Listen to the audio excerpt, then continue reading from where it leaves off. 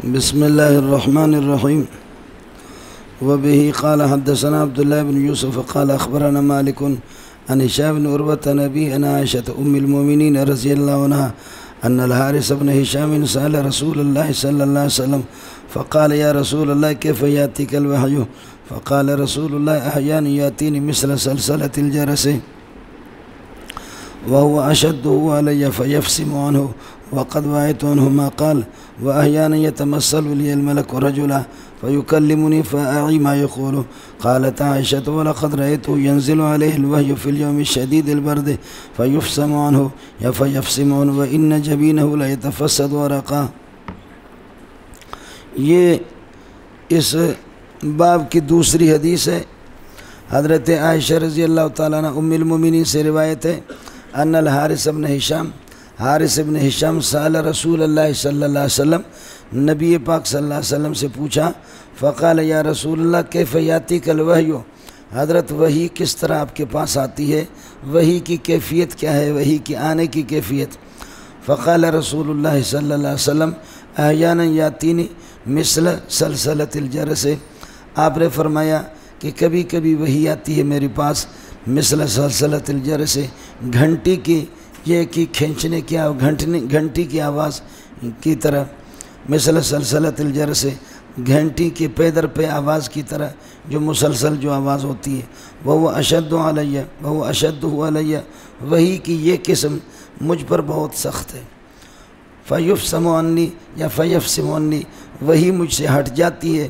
وحی والا فرشتہ جب ہٹ جاتا ہے اس حال میں کہ وقد وعیت عنہ ما قال، میں محفوظ کر چکا ہوتا ہوں جو کچھ اس نے مجھے وحی میں بتایا وہ سارا میں یاد کر لیتا ہوں. وَأَحْيَانًا يَتَمَثَّلُ لِيَ الْمَلَكُ رَجُلًا، اور کبھی کبھی فرشتہ یہ کہ متشکل ہو جاتا ہے میری وجہ سے، لی کا معنی لِأَجَلِی، میری وجہ سے فرشتہ وہ متمثل ہو جاتا ہے، وہ ملک اور فرشتہ درحال کی انسانی شکل میں. فَيُكَلِّمُنِي، وہ مجھ سے گفتگو کرتا ہے. فَأَعِي مَا يَقُولُ، جو کچھ وہ کہتا ہے میں اس کو محفوظ کر لیتا ہوں. قالت عائشہ، حضرت عائشہ فرماتی ہے وَلَقَدْ رَأَيْتُ، خدا کی قسم میں نے محمد رسول اللہ کو دیکھا، ينزل علیہ الوحی فی اليوم الشدید البرد، آپ پر وحی نازل ہوتی تھی شدید سردی والے دن کے اندر. ينزل علیہ الوحی فی اليوم الشدید البرد، شدید سردی والے دن میں وحی آپ پر نازل ہوتی تھی. فیفسم عنہ، وحی جب آپ سے ہٹ جاتی تھی اس حال میں کہ وَإِنَّ جَبِينَهُ لَيَتَفَسَّدُ عَرَقًا، آپ کی پیشانی مبارک وہ بہتی تھی اس پسینہ کے لحاظ سے، پسینہ کے اعتبار سے، یعنی پسینہ پیشانی کے بہتے تھے، اس طرح یہ کہ وہ وحی ثقیل ہوتی تھی. یہ دوسری حدیث ہے مولانا. یہاں کئی باتیں ہیں.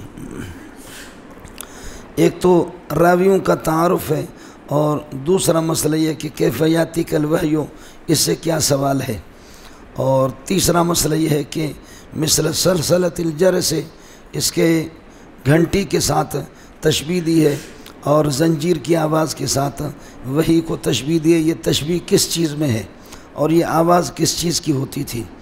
چوتھی بات یہ ہے کہ کبھی فرشتہ اپنی اصلی شکل میں آ جاتا ہے، اور کبھی یہ ہے کہ وہ یہ کہ اس میں انسانی شکل میں، ان دونوں میں کیا فرق ہے، سلسلہ کیا ہوتا تھا. اور پانچویں بات کہ آپ صلی اللہ علیہ وسلم کو وحی کے ذریعے سے وحی آنے کے موقع پر پسینہ آپ کو آتا تھا، یہ کیوں؟ بس یہ 4-5 باتیں ہیں اس حدیث کے اندر مولانا. وبہ قال حدثنا عبداللہ ابن یوسف، یہ عبداللہ ابن یوسف ہے. یوسف اور یوسف اور یوسف آپ سب پڑھ سکتے ہیں. ایک تو یہ کہ یہ یوسف اللہ آپ کا بھلا کرے اسف سے ہے، جس کا معنی غمگین ہونا اور پریشان ہونا. اور دوسرا یہ کہ یہ عبرانی زبان کا لفظ ہے، اور اصل یہی ہے کہ یہ عبرانی زبان کا لفظ ہے. اور یوسف کا معنی حسن الوجہ، حسین چہرے والا. تو حضرت یعقوب علیہ السلام نے جیسے یوسف علیہ السلام کا نام وہ اسی مناسبت سے رکھا، عربی لفظ نہیں ہے، اگرچہ لوگوں نے اس کو عربی بنانے کی کوشش کی ہے، لیکن صحیح یہ ہے کہ عربی زبانوں کی تھی نہیں. وہ اللہ آپ کا بھلا کرے. عبداللہ ابن یوسف یہ حضرت کے استاد امام بخاری کے عبداللہ، اور یہ سکہ ہے. قال اخبرنا مالک، اس مالک سے مالک ابن انس مراد ہے، امام دار الہجرت، امام مالک رحمۃ اللہ علیہ مراد ہے۔ آپ کی حدیث کی کتابوں میں اس بخاری شریف میں 2 راوی آئیں گے، ایک مالک ابن انس، دوسرا بھی مالک ابن انس۔ یہ مالک ابن انس مدنی ہے، امام دار الہجرت ہے، دوسرا مالک ابن انس کوفی ہے۔ دونوں کے نام مالک ہے، دونوں کے باپ کے نام بھی مالک ہے، انس ہے، دونوں کے باپ کے نام بھی انس، لیکن ایک مدنی ہے اور دوسرا کوفی ہے۔ اس کے علاوہ مالک ابن انس کوئی اور راوی نہیں ہے۔ امام مالک کے آپ کو پتہ ہے کہ سکہ ہے، اور اللہ آپ کا بھلا کری ہے کہ امام بخاری کی اساتذہ ہے۔ امام احمد بھی ان کے شاگرد ہے، امام شافعی بھی شاگرد ہے، آپ کے امام محمد رحمۃ اللہ علیہ یہ بھی امام مالک کے شاگرد ہیں۔ امام مالک رحمۃ اللہ علیہ طلباء سے عبارت پڑھواتے تھے، خود نہیں پڑھتا تھا، وہ طلباء سے پڑھواتے تھے، لیکن یہ ہے کہ آپ نے امام محمد رحمۃ اللہ علیہ کے لیے تقریباً بتاتے 500 حدیثیں آپ نے اللہ کا بھلا کریے کہ خود تلاوت کی ہے اور امام محمد کو اپنا شاگرد بنایا ہے۔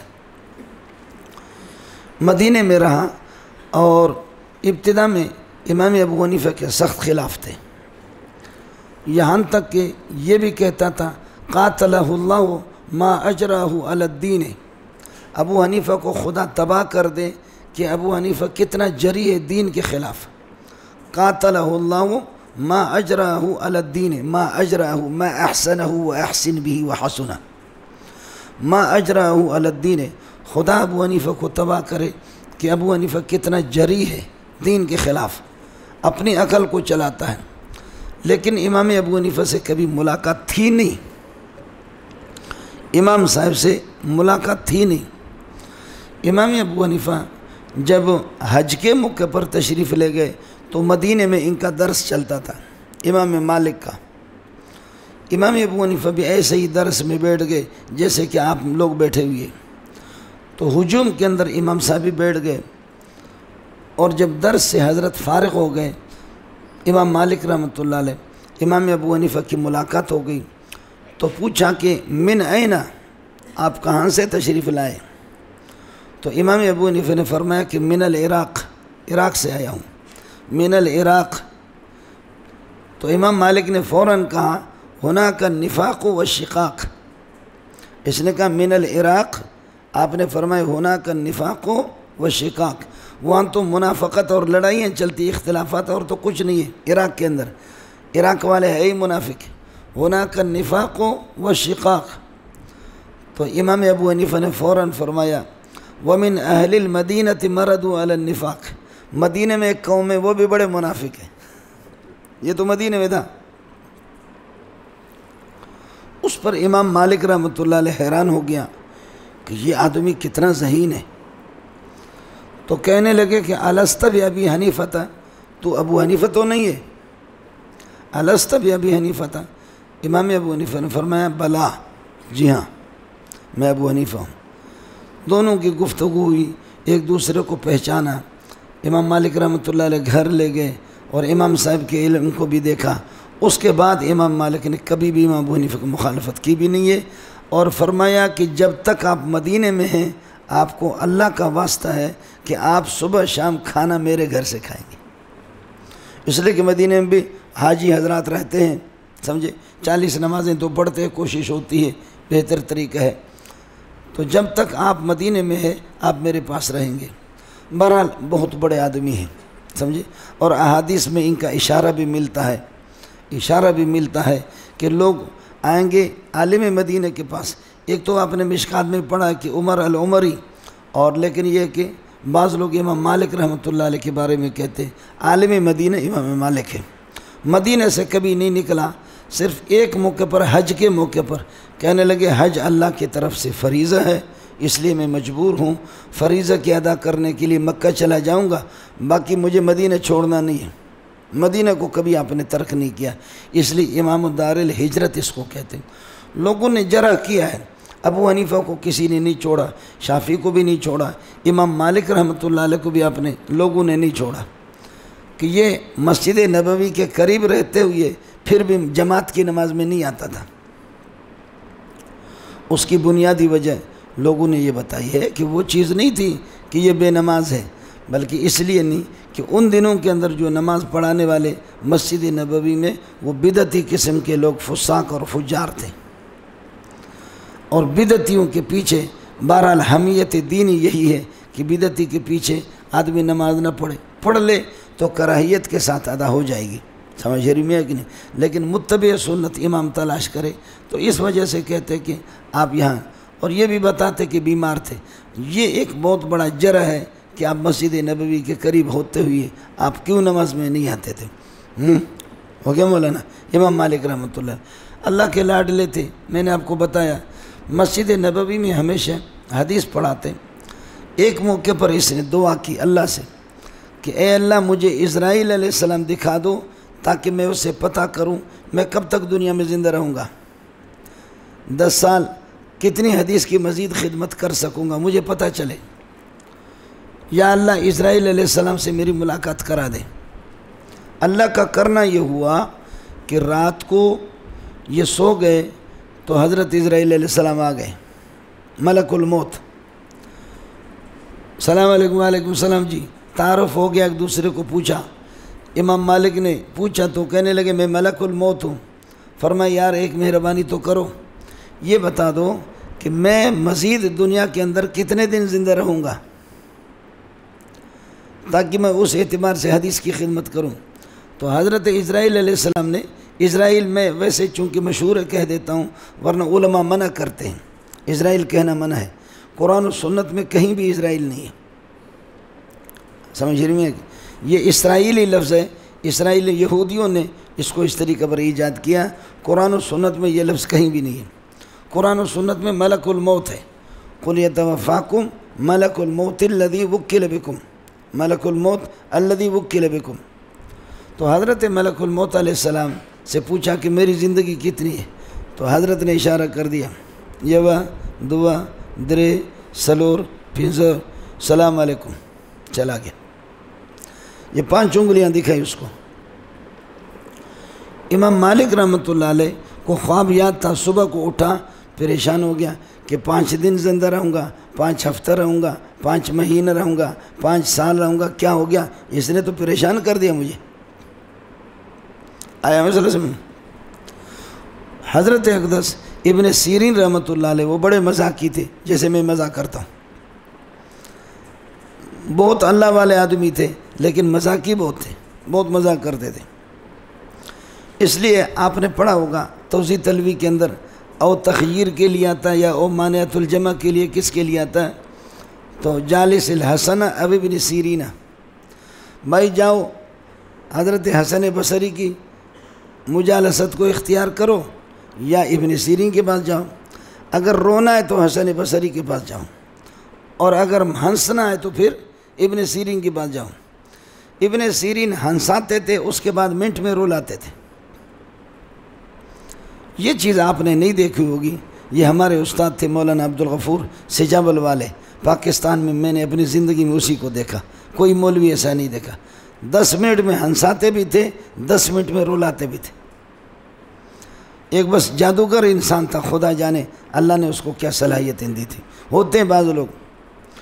تو حضرت اقدس ابن سیرین خوابوں کی تعبیر میں بڑے ماہر تھے، امام مالک سے اس خواب کی تعبیر بن نہ سکی۔ امام مالک رحمۃ اللہ علیہ نے اپنے کچھ شاگردوں کو کہا تم لوگ جاؤ ابن سیرین کے پاس اور اس سے تعبیر پوچھو کہ ایک آدمی نے ملک الموت کو خواب میں دیکھا ہے، پوچھا میری زندگی کیا ہے تو اس نے 5 انگلیاں دکھائی، یہ چلا گیا ہے۔ اب وہ بندہ پریشان ہے، خدا کے لیے میرا نام نہیں بتانا، کہو ایک آدمی نے خواب میں دیکھا، سمجھے؟ یہ گئے طلبہ جی، طلبہ بھی ہوشیار تھے، بڑے لوگ تھے، گئے کئی دن کے بعد جب پہنچے حضرت کے پاس، ابن سیرین کے پاس، کہا حضرت ایک آدمی نے خواب دیکھا ہے اور ہم لوگ آئے، دور سے آئے، خواب دیکھا ایک آدمی نے اور بڑے آدمی ہے، اس نے خواب دیکھا، ملک الموت سے پوچھا کہ میری زندگی کتنی ہے، ملک الموت نے 5 انگلیاں یود ودر سلور پنزو کر کے چلا گیا۔ کوئی اس کی صورت بن سکتی ہے؟ کیا تعبیر ہے؟ امام ابن سیرین نے فرمایا وہ بندہ کون ہے جس نے یہ خواب دیکھا ہے؟ انہوں نے کہا کوئی بھی ہو۔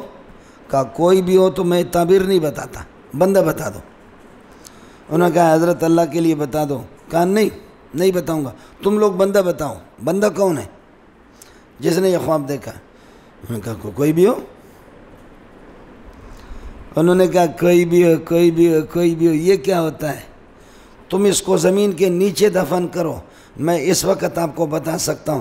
اس وقت کائنات میں کوئی اگر ملک الموت کو خواب میں دیکھ کر کے اس سے بے تکلف بات کر سکتا ہے، کوئی ماں کا لال نہیں ہے، وہ صرف امام مالک ہے۔ تم چھپاؤ۔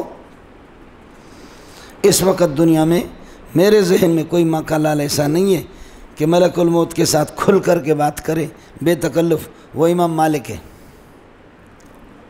انہوں نے کہا ہم تو نہیں بتا سکتے، کوئی بھی ہو، سمجھے؟ تو انہوں نے کہا جا کر کے اس کو سلام کرو اور ان کو کہہ دو یہ تیرا فن نہیں ہے، تو محدث ہے، فقیہ ہے، لیکن یہ تیرا فن نہیں، یہ میرا فن ہے۔ اور اس کو گھبرانے کی ضرورت نہیں ہے، نہ 5 دن مراد ہے، نہ 5 ہفتے، نہ 5 مہینے، نہ 5 سال، بلکہ امور 5 کی طرف اشارہ ہے۔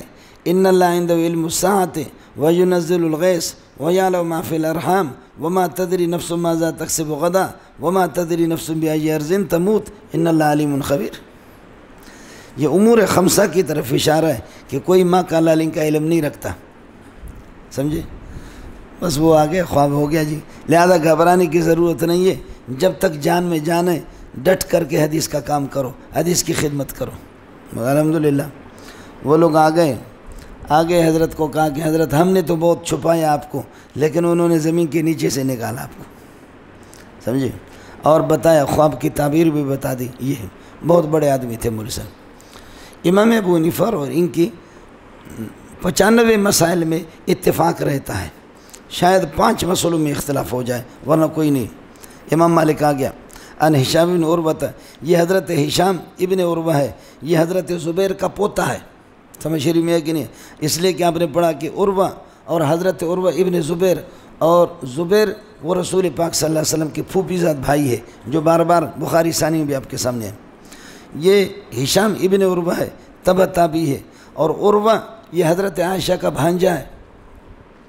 حضرت عروہ اور عبداللہ ابن زبیر، عروہ ابن زبیر، عبداللہ ابن زبیر، دونوں عروہ اور یہ کہ عبداللہ حضرت عائشہ کے بھانجے اور زبیر کے بیٹے۔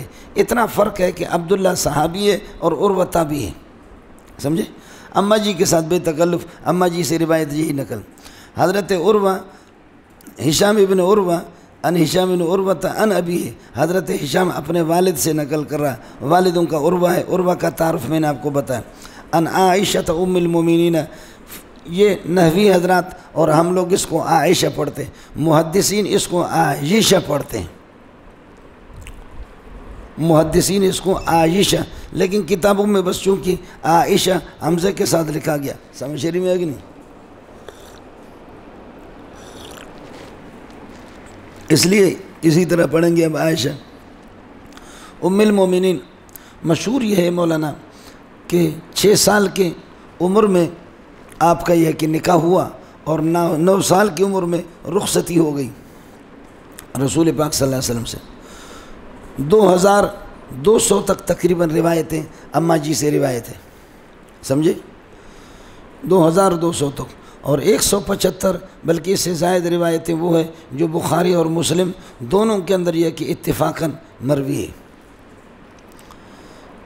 علامہ انور شاہ کشمیری رحمۃ اللہ علیہ کے عرف و شذی میں ہے کہ پوری امت اسلامیہ بمائے ازواج مطہرات، ان کا علم 1 گنا ہے، اور علم کے 3 حصوں میں سے 2 حصہ عائشہ کے پاس ہے، سمجھ رہی ہیں؟ محدثین نے اس پر مستقل کتابیں لکھی ہے، مستدرکۃ عائشۃ علی الصحابۃ، بولو مستدرکۃ عائشۃ علی الصحابۃ، وہ مسائل جن مسائل میں حضرت عائشہ نے صحابہ کی گرفت کی ہے۔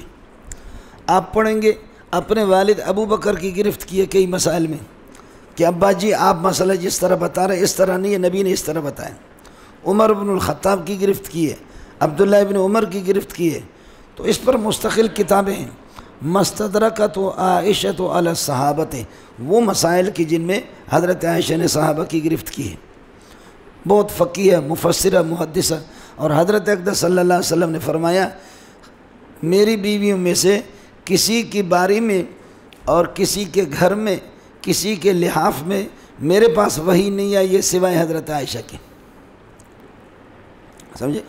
اب جمہور میں مشہور یہی ہے کہ 6 سال کی عمر میں آپ کا نکاح ہوا اور 9 سال کی عمر میں حضرت ابو بکر کے گھر پر شوال کے مہینے میں رخصتی ہو گئی. آیا سمجھ میں؟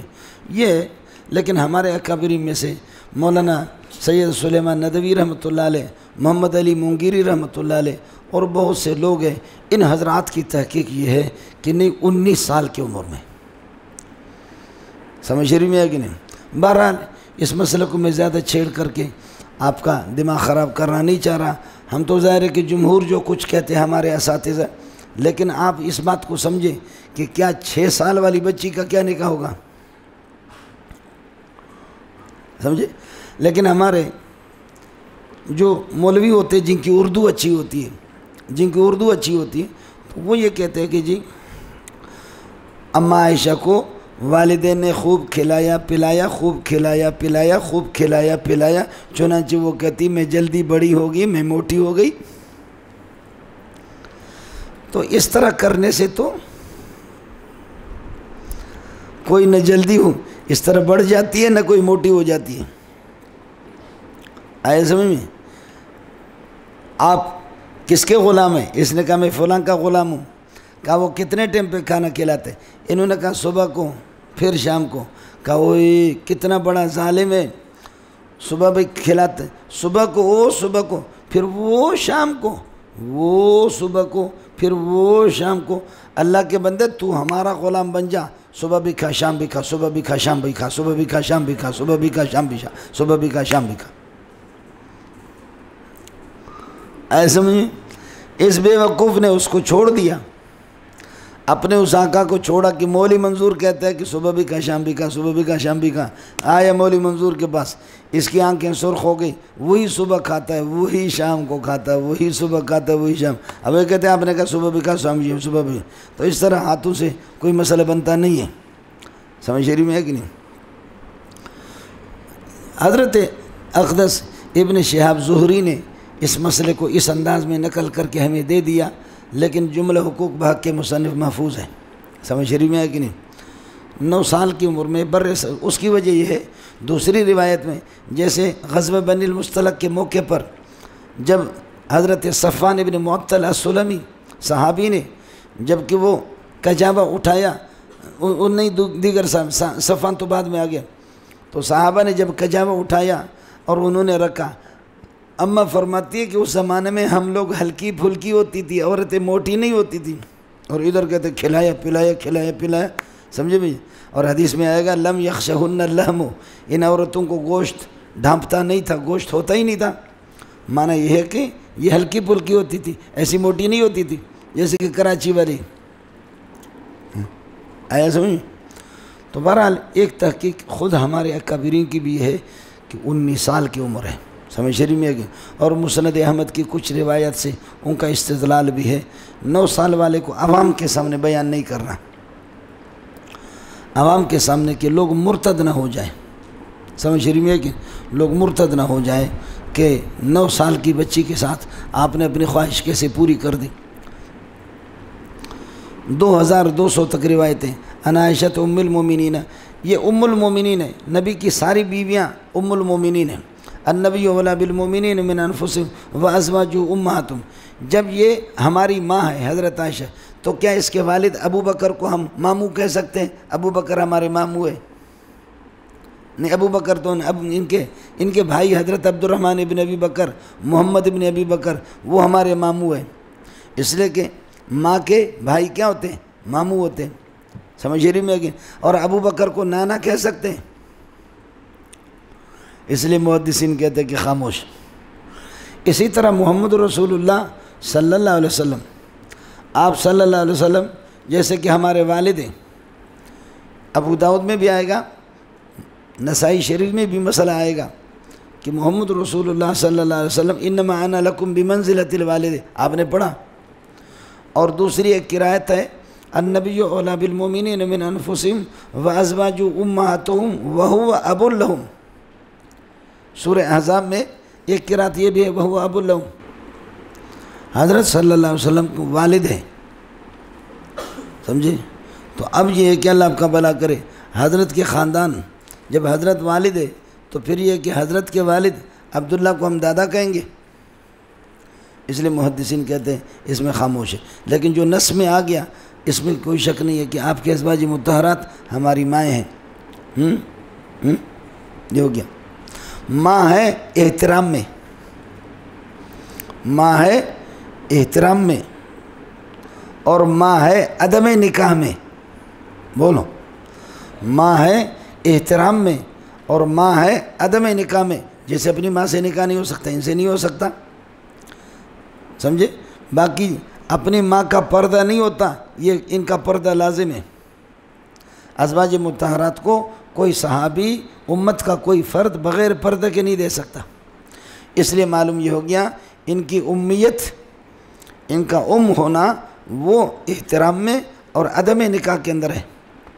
ان عائشہ ام المؤمنین رضی اللہ عنہ ان الحارث بن ہشام، یہ حارث بن ہشام ابو جہل کے بھائی ہے، یہ آیا تھا بدر کے موقع پر بھی صحابہ کے سامنے، لیکن بھاگ گیا وہاں سے۔ خالد بن ولید کے چچا زاد بھائی ہے، اور فتح مکہ کے موقع پر یہ مسلمان ہو گیا۔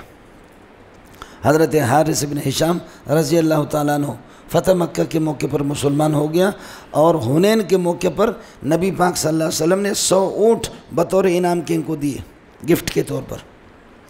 ان الحارث بن ہشام سأل رسول اللہ صلی اللہ علیہ وسلم، حارث بن ہشام نے نبی سے پوچھا، فقال یا رسول اللہ کیف یاتیک الوحی، وحی آپ کے پاس کس طرح آتی ہے؟ ہو گیا مولانا؟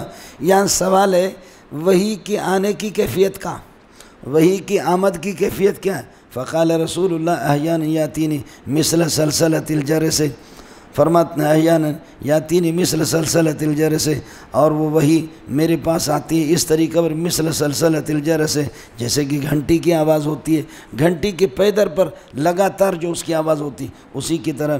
وہو اشدہ علیہ، یہ مجھ پر یہ ہے کہ سخت ہے، فیفصم عنی، وہی ہم مجھ سے کٹ جاتی ہے، وہی ختم ہو جاتی ہے، اس حال میں کہ وقت وعیت عنہ ما قال، فرشتے نے جو کچھ کہا ہے وہ سارا میں یاد کر چکا ہوتا ہوں۔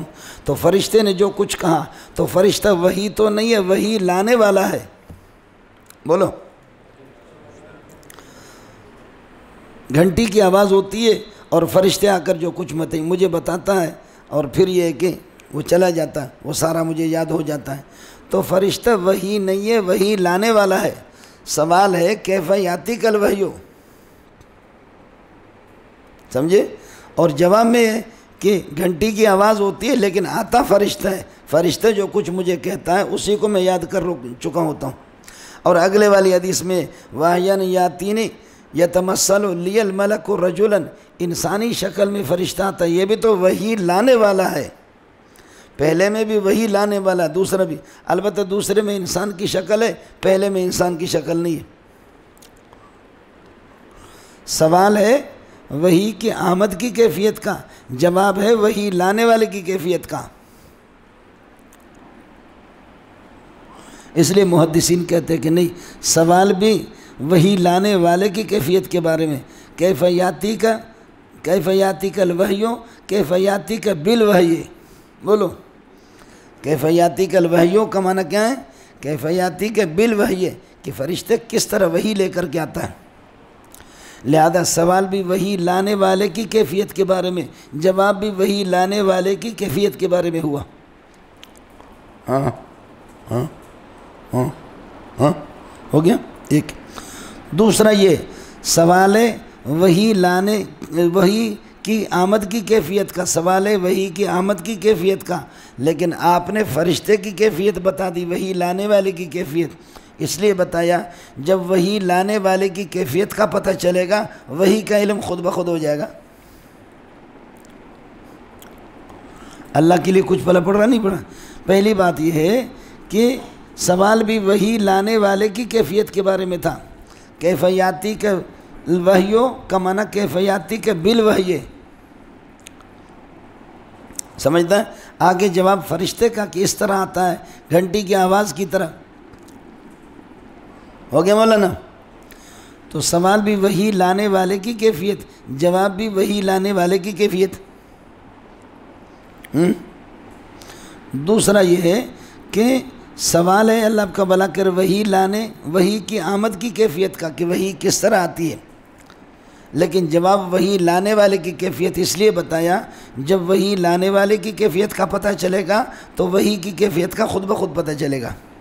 اب ہم نے کہا سوال ہے وہی کی آمد کی کیفیت کا، اور جواب وہی لانے والے کی کیفیت اس لیے بتا دی کہ وہی کی آمد کی کیفیت خود بخود معلوم ہو جائے گی۔ آیا مسئلہ سمجھ میں؟ ہاں، دو باتیں۔ تیسرا مسئلہ ہے کہ یہ جب وحی کی آمد کی کیفیت پوچھ رہا ہے، وحی کی آمد کی کیفیت پوچھ رہا ہے، تو وحی لانے والے کی کیفیت کا بھی علم نہیں ہوگا، اس لیے جواب دے دیا۔ جب اس کو وحی کی آمد کی کیفیت کا علم نہیں ہے تو پھر وحی لانے والے کی کیفیت کا بھی علم نہیں ہوگا، تو آپ نے اس بنیاد پر اندازہ لگایا اور آپ نے جواب دے دیا۔ ہو گیا مولانا؟ یہ تین باتیں ہوگی مولانا۔ اب مسئلہ ہے کہ وحی کی تشبیہ وحی کی آواز گھنٹی کی آواز کی طرح ہوتی ہے۔ پہلی بات یہ ہے کہ تشبیہ المحمود بالمذموم یہ ہے ہی غلط، اس لیے کہ جرس اور گھنٹی من مزامیر شیطان، یہ شیطان کی بانسریوں میں سے، جانوروں کے گلے میں گھنٹی باندھنے سے منع کر دیا۔ تو جرس گھنٹی ایک مذموم چیز ہے، مذموم ناپسندیدہ کے ساتھ وحی کو تشبیہ کس طرح دی؟ ہاں، ہو گیا؟ جواب یہ حدیث پہلے کی ہے، اور وہ گھنٹی باندھنے سے منع کیا گیا، اور گھنٹی کو جو برا کہا گیا وہ بعد میں، یہ حدیث پہلے کی ہے۔ ایک جواب یہ ہے، لیکن لوگ کہتے ہیں کہ نہیں، حضرت حارث بن ہشام رضی اللہ تعالیٰ عنہ یہ تو بالکل متاخر الاسلام ہے، روایت تو وہی نقل کر رہا۔ یہ کہہ دینا کہ گھنٹی کی مذمت بعد میں آ گئی ہے، یہ حدیث پہلے کی ہے، یہ جواب درست نہیں ہے۔ تو اصل جواب پھر کیا ہے؟ اصل جواب یہ ہے گھنٹی میں دو چیزیں ہوتی ہیں، سمجھے؟ ایک تو مزہ لے لینا جیسے ٹوں ٹوں ٹوں کرتا ہے، ایک تو اس کی وہ چیز یہ شیطان کو ناپسند ہے۔ دوسری چیز جو گھنٹی کے اندر ہے وہ اللہ آپ کا بھلا کریے کہ اس کی قوت، وہ جو آواز قوت کے ساتھ جو نکلتی ہے، آواز قوت اور طاقت کے ساتھ جو آواز نکلتی ہے، اس کے ساتھ تشبیہ ہے اس کی۔ تشبیہ مکمل گھنٹی کی آواز کے ساتھ نہیں ہے، گھنٹی کی آواز کی جو قوت ہے اس کے ساتھ تشبیہ ہے۔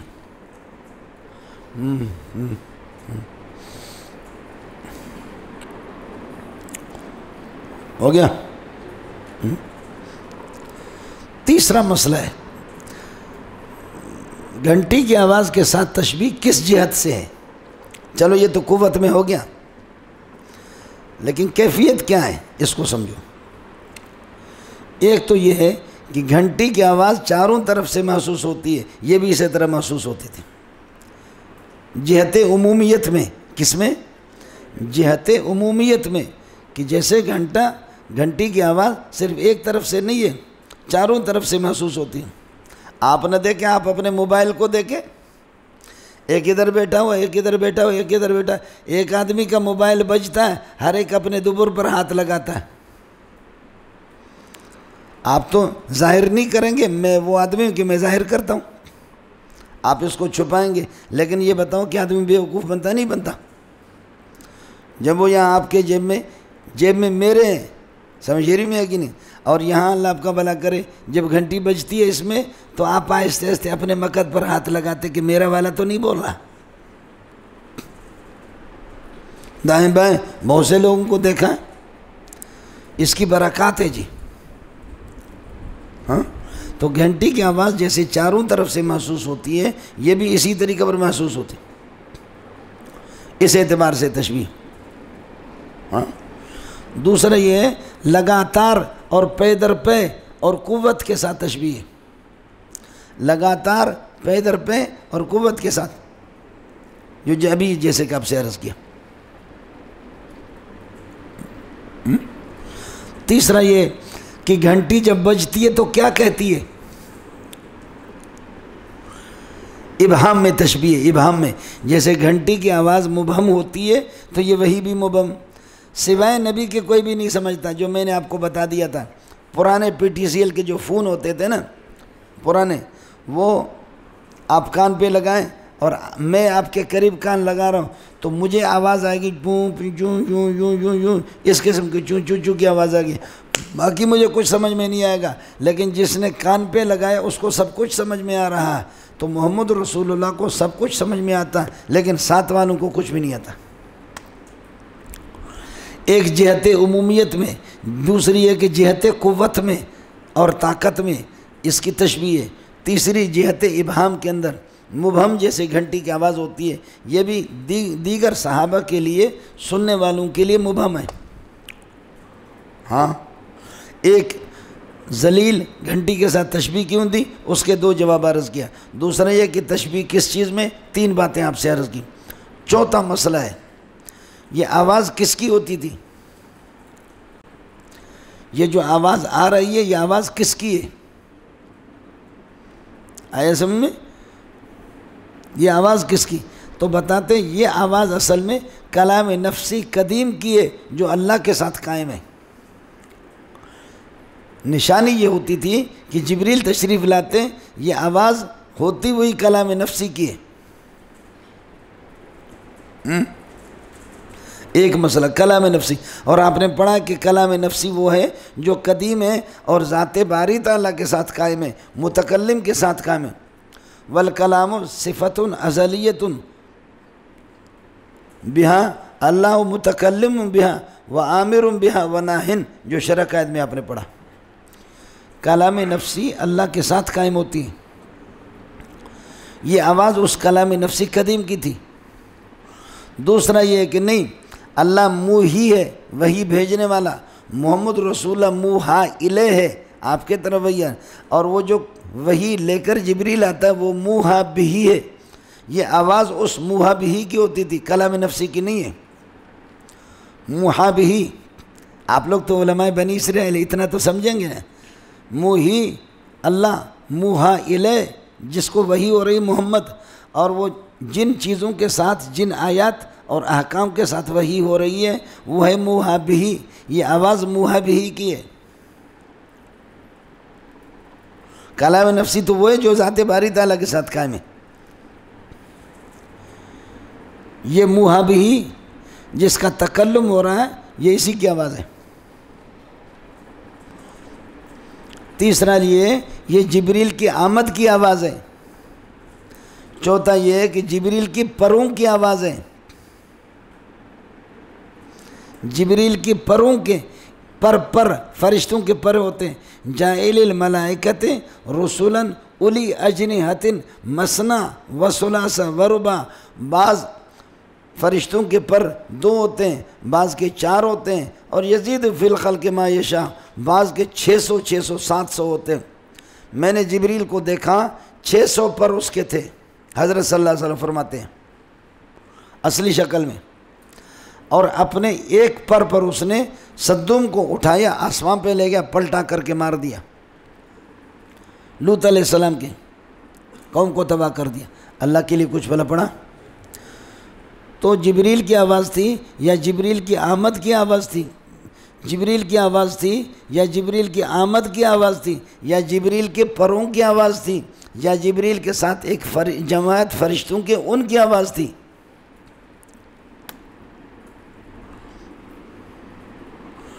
اللہ کے لیے کچھ بھلا پڑا؟ چلیے گا، یہ ہو گیا مولانا۔ اب سمجھو، کہیں فرشتہ وہی آتی ہے گھنٹی کی آواز کی طرح، سمجھے، اور کہیں فرشتہ انسانی شکل اختیار کرتا ہے۔ وہ جو گھنٹی والی شکل ہے وہ نبی پر سخت ہے، اور انسانی شکل میں جب جبریل آتا ہے تو جبریل تکلیف میں مبتلا ہوتا ہے کہ اپنے اصلی حیت کو چھوڑ کر کے انسانی شکل میں آنا، یہ جبریل کے لیے بہت بڑا مسئلہ ہے۔ کوئی بھی اپنے اصلی حالت کو چھوڑ کر کے دوسری حالت میں منتقل ہو جائے، جیسے کہ میں صوفی، جو لوگ سنجیدہ منجیدہ ہوتے ہیں نا، تو آپ مجھے کہو سنجیدہ بنو تو مجھے سخت تکلیف ہوگی. اپنے مزاج کو، اپنی طبیعت کو چھوڑ کر کے دوسرے میں جائیں. انسانی شکل میں جب فرشتہ آتا تو فرشتے کو تکلیف ہوتی، اور غیر انسانی شکل میں پھر رسول پاک کو تکلیف ہوتی. چلو یہ ہو گیا مولانا. واحیاناً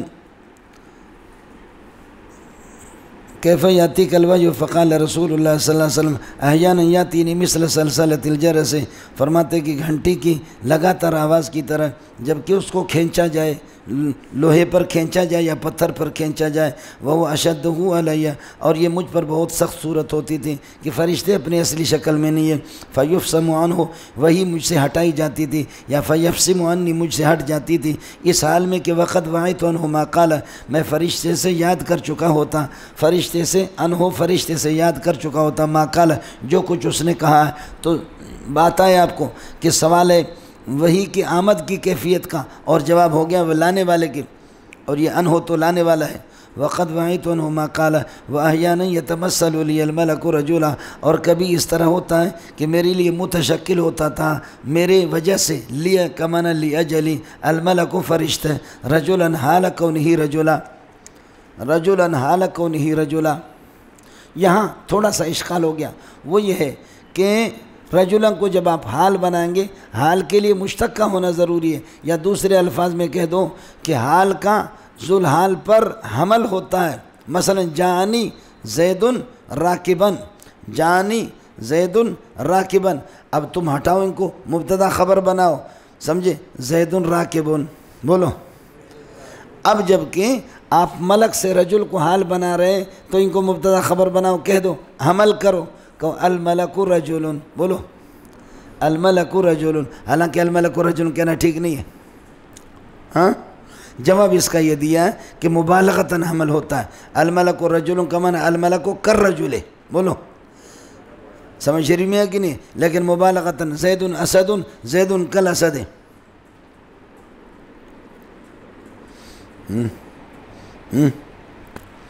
دوسرا یہ ہے کہ یہ تمیز ہے، اس میں کوئی اشکال نہیں. ہو گیا مولانا؟ فرشتے میرے لیے متشکل ہوتا ہے کس لحاظ سے؟ فرمانے انسانی شکل کے لحاظ سے. انسانی شکل یہ کہ وہ بن کر کے مجھے دکھاتا ہے. وَأَحْيَانًا يَتَمَثَّلُ لِيَ الْمَلَكُ رَجُولًا فَيُكَلِّمُونِي، مجھ سے گفتگو کرتا ہے. فَأَعِي مَا يَقُولُ، جو کچھ اس نے کہا ہے میں اس کو یاد کر لیتا ہوں. قالت عائشہ، تو حضرت عائشہ فرماتی ہے وَلَقَدْ رَأَيْتُ، خدا کی قسم میں نے آپ کو دیکھا، ینزل علیہ الوحی، وہی آپ پر آتی تھی، فی الیوم شدید البرد، شدید سردی والے دن کے اندر وہی آتی تھی. فیفصم عنہ، وہی آپ سے ہٹ جاتی تھی اس حال میں کہ وَإِنَّ جَبِينَهُ، پیشان مبارک لا يتفسد، وہ بہتی تھی عرقاً، پسینے کے لحاظ سے. یہ عرقاً تمییز محول عن المفعول ہے اس طرح. وَإِنَّ جَبِينَهُ، وَإِنَّ کیا آپ یہ کہ لا يتفسد جبینہ عرقاً، یا عرق و جبینی، لا یتفسد عرق و جبینہ، آپ کے پیشانی کے پسینے بہتے تھے. ہاں ملنگو،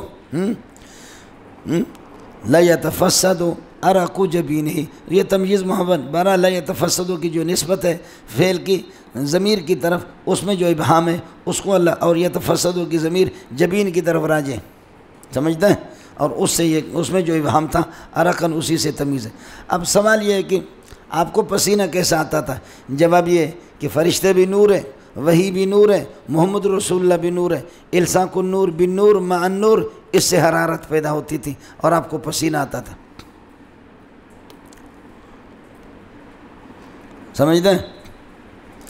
ہوتا ہے. وہی ویسے ثقیل ہے. انا سنلقی علیک قولا ثقیلا. ملنگو آگے آپ پڑھیں گے، صحابی کہتا ہے کہ نبی کا ران مبارک میرے ران پہ رکھا ہوا تھا، نبی کا ران میرے ران پہ رکھا ہوا تھا، میں نے ایسا محسوس کیا گویا کہ میرے ران کے ٹکڑے ہو رہے ہیں. وہی بہت ثقیل ہے جی. آپ کا مجھے پتہ نہیں ہے، سمجھ رہی میں ہے کہ نہیں؟ میرا اپنا مسئلہ ہے کہ کبھی کبھی موڈ میں ہوتا ہوں، ابھی تو گلا بیٹھ گیا، لیکن کبھی موڈ میں ہوتا ہوں، ہوتی سردی ہے، لیکن جب یہ کہ نماز پڑھاتے دیکھا پسینہ پسینہ ہو جاتے ہیں۔ اِنَّا سَنُلْقِي عَلَيْكَ قَوْلًا ثَقِيلًا، اِنَّا سَنُلْقِي عَلَيْكَ قَوْلًا ثَقِيلًا۔ سمجھ رہی میں؟ استاد سلیم اللہ کو دیکھو پسینہ پسینہ آتا تھا، لوگ مولانا عادل صاحب کو کہتے آپ کتنے دلیر ہیں کہ مولانا سلیم اللہ خان کے ساتھ بیٹھتے ہیں۔ مولوی صاحب ہڈیوں کا مجموعہ تھا، کوئی بھی آپ کو نہیں بتائے گا کہ حضرت کے سامنے اللہ آپ کا بھلا کرے کیا ہے، حضرت کے سامنے کسی استاد نے درس دیا ہو، مولانا نور البشر نے دیا، میں نے، ہم دو آدمی نے، باقی کسی نے نہیں دیا۔ بڑے بڑے اکابرین کو پسینہ آتا، زبانیں بند ہو جاتی تھی۔ مولانا نور البشر نے درس دیا ہے، میں نے دیا۔ میرے سبق میں ایک دفعہ کر کے صرف نحو کا میں پڑھا رہا تھا، 1.5 گھنٹہ حضرت بیٹھا رہا، سمجھے، 1.5 گھنٹہ بیٹھا رہا۔ یہ بھی نور ٹاؤن کے بہت سے پرانے اساتذہ شاخوں میں جامع فاروقیہ کے فضلاء، یہ لوگ پڑھتے تھے مجھ سے، بہت مشکل ہوتا تھا مولوی صاحب، سمجھے۔ قاری صاحب غریب نماز پڑھاتا ہے، وَمَكَرُوا مَكْرًا كُبَّارًا وَقَالُوا لَا تَذَرُنَّ آلِهَتَكُمْ وَلَا تَذَرُنَّ وَدًّا وَلَا سُوَاعًا وَلَا يَغُوثَ وَيَعُوقَ وَنَسْرًا۔ سمجھتے؟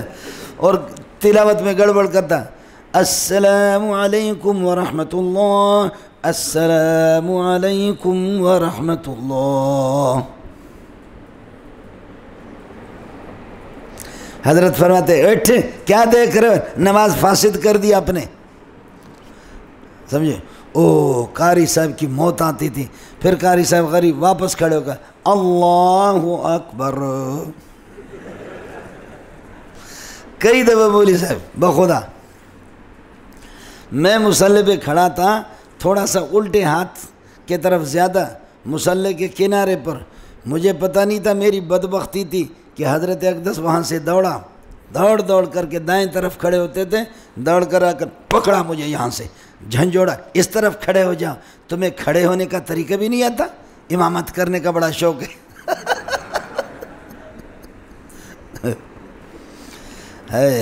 بڑے لوگ تھے، بہت بڑے لوگ تھے،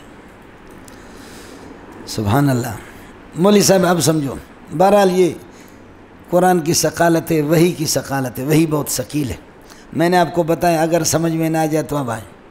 شاہ عبدالعزیز رحمۃ اللہ علیہ کو کسی نصرانی نے، پادری نے کہا کہ ہمارے چرچ جو ہوتے نا، ہمارے چرچوں کو دیکھو، ایک دفعہ رنگ روغن کرتے ہیں، بالکل چمکتے دمکتے زمانے کے لیے، لیکن تمہاری مسجدوں کی کھڑکیاں ٹوٹ جاتی ہیں، سمجھے، تمہارے مسجدوں کی کھڑکیاں بھی ٹوٹ جاتی ہے، دروازے بھی ٹوٹ جاتے ہیں، رنگ بھی خراب ہو جاتا ہے، اس کی وجہ کیا ہے؟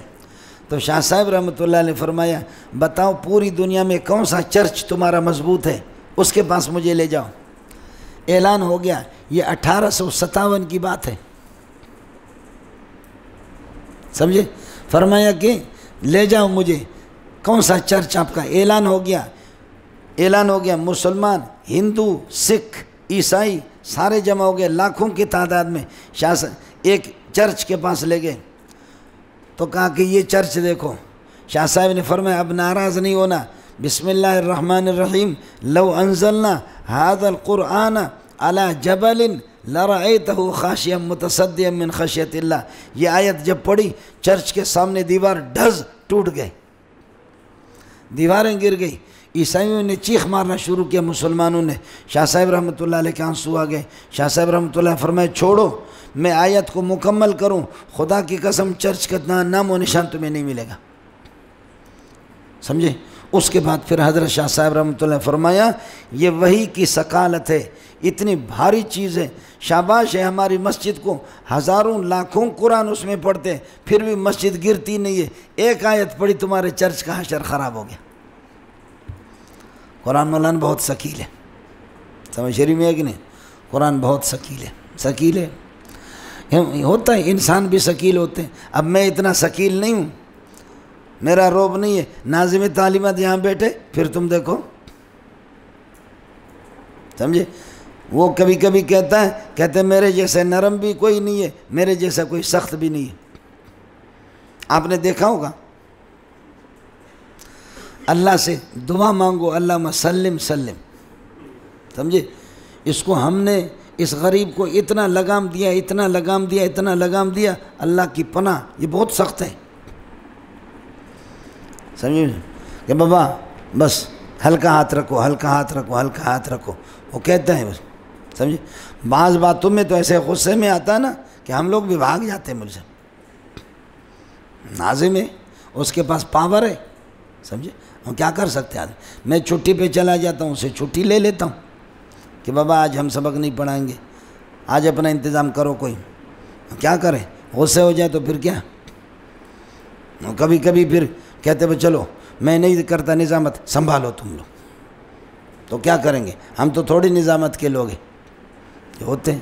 اب اس کا پاور الگ ہے، میرے غریب کا کچھ بھی نہیں ہے، سمجھے؟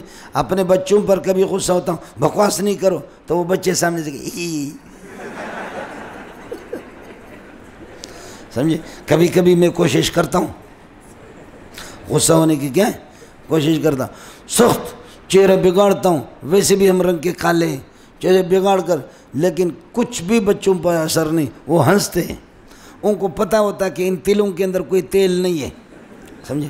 ان کو پتہ ہے ان تلوں کے اندر کوئی تیل نہیں ہے۔ اب سمجھو حدیث پر گفتگو ہو گئی، اس کے بعد اس حدیث کی ترجمۃ الباب کے ساتھ مناسبت کیا ہے؟ سمجھ رہی میں ہے کہ نہیں؟ تو جواب یہ، فرشتے کا پہلی شکل میں اپنی اصلی شکل میں آ کر کے وحی اتارنا، یہ بھی بدایت وحی میں ہوتا تھا۔ باب کیف کان بدء الوحی الی رسول اللہ صلی اللہ علیہ وسلم، یہ بھی بدایت وحی، ابتدائی وحی کے زمانے میں فرشتے کا اپنے اصلی شکل میں آنا نبی پاک پر خوف طاری ہوتا تھا اور ایک بوجھ ہوتا تھا، چلتے چلتے بعد میں پھر آپ صلی اللہ علیہ وسلم بھی اتنا بوجھ نہیں ہوتا تھا، انسان عادی بنتا ہے۔ تو یہ بدایت وحی میں۔ دوسرا یہ فرشتے کا انسانی شکل میں آنا، دوسری شکل، دو صورتیں، انسانی شکل میں آنا، یہ بھی ابتدا میں ہوتا تھا۔ ہو گیا مولانا؟ تیسرا آپ نے پڑھا وَلَقَدْ رَأَيْتُهُ، اچھا وَهُوَ أَشَدُّهُ عَلَيَّ، وہی بہت شدید اور بھاری گزرتی تھی مجھ پر، یہ شدت بدایت وحی میں تھا، بعد میں نبی پاک صلی اللہ علیہ وسلم عادی بن گئے تھے، اتنی شدت نہیں ہوتی تھی۔ وَهُوَ أَشَدُّهُ عَلَيَّ، یہ شدت بھی فی بدایت الوحی ہے، بدایت وحی کے موقع پر ہے۔ تیسرا یہ ہے کہ یہ آپ صلی اللہ علیہ وسلم کو وَلَقَدْ رَأَيْتُهُ يَنزِلُ عَلَيْهِ الْوَحْيُ فِي الْيَوْمِ الشَّدِيدِ الْبَرْدِ فَيَفْصِمُ عَنْهُ وَإِنَّ جَبِينَهُ لَيَتَفَسَّدُ عَرَقًا، یہ آپ کو جو پسینہ آتا تھا یہ عظمت وحی کی وجہ سے، یہ بھی ابتدائی میں اتنا زیادہ پسینہ۔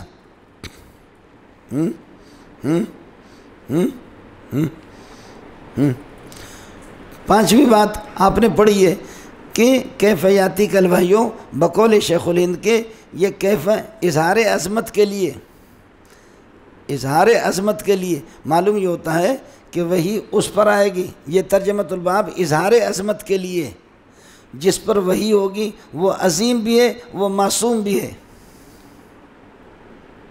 آپ پر تھوڑی آئے گی منافقوں والی ٹوپی، آیا مسئلہ سمجھ والا نا؟ یہ ترجمۃ الباب کے ساتھ مناسبت ہوگی، فلا تو گڑ گڑ گڑ گڑ نہ کرو۔